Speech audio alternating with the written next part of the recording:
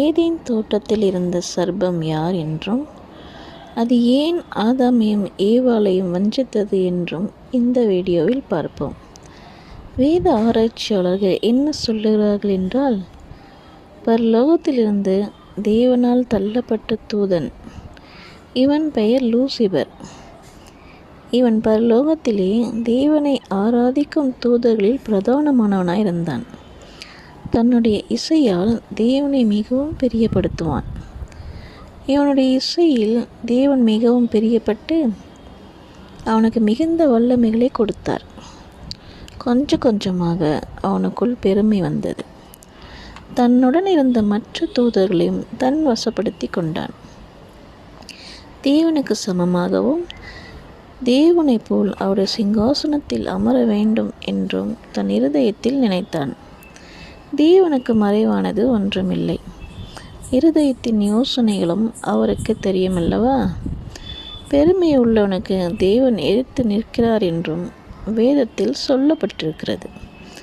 தேவன் லூசிபரையும் அவனை சேர்ந்த கூட்டத்தையும் பரலோகத்திலிருந்து தள்ளிவிட்டார்.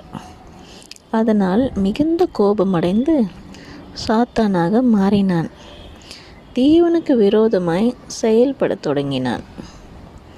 லூசிபரையும் அவனுடன் இருந்த மற்ற தூதர்களையும் தேவன் தள்ளிவிட்டதினால் அவன் இருந்த ஸ்தானத்தில் வைக்கும்படி தேவன் மனிதனை படைத்தார்.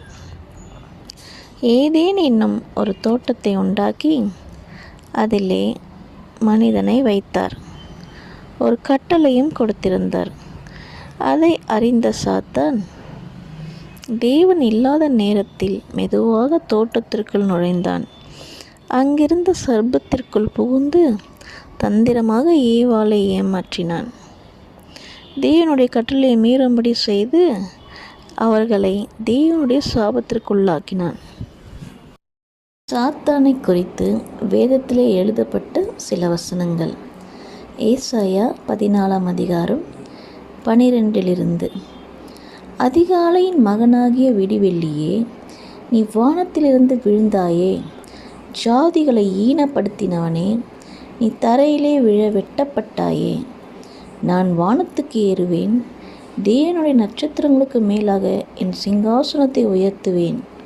வடபுறங்களில் உள்ள ஆராதனை கூட்டத்தின் பர்வதத்திலே வீற்றிருப்பேன் என்றும், நான் மேகங்களுக்கு மேலாக உன்னதங்களில் ஏறுவேன், உன்னதமானவருக்கு ஒப்பாவேன் என்றும் நீ உன் இருதயத்தில் சொன்னாயே.